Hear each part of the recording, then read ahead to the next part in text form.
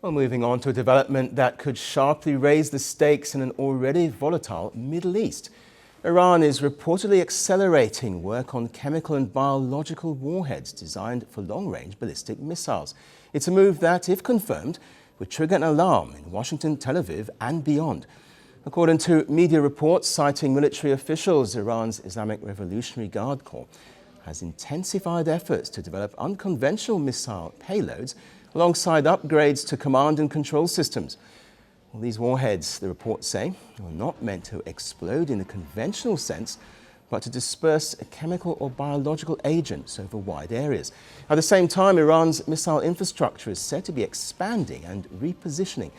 Some launch assets have reportedly been moved deeper into eastern Iran, reducing their vulnerability to potential Israeli or US strikes.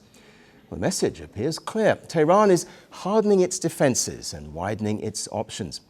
If verified, such developments would violate international conventions banning chemical and biological weapons, treaties that Iran signed up to. The reports emerge against the backdrop of rising regional tensions. In June last year, Israel launched nearly 360 strikes across 27 Iranian provinces over 12 days.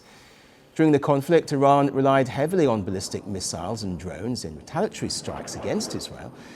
Since then, Tehran has claimed it now possesses a new generation of advanced missiles. Israel is watching closely. Prime Minister Benjamin Netanyahu this week warned against Iran rebuilding its missile program. He raised the issue during a meeting with President Donald Trump. And Trump, for his part, warned that the United States could support further Israeli strikes if Iran advances its nuclear capabilities. Iran has been greatly reduced in power, prestige.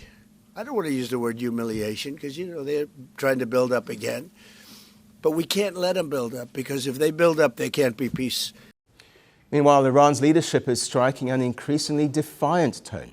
President Masoud Pezeshkian has declared Iran to be in a full-scale war with the US, Europe and Israel, and vowed harsh retaliation for any future attacks, saying Iran has a right to defend itself.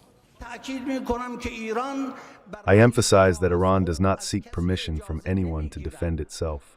The Iranian people's response to any widespread adventurism and evil is unapologetic and even unexpected.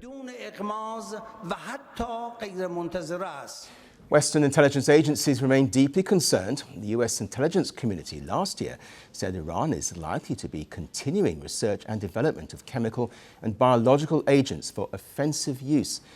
Iran has also accumulated uranium enriched to 60%, a level that brings it close to weapons-grade material. Tehran denies all the accusations, insisting its nuclear program is defensive and rejecting claims it's pursuing banned weapons. But skepticism remains high, and while tensions mount abroad, pressure is building at home as the country grapples with severe economic unrest.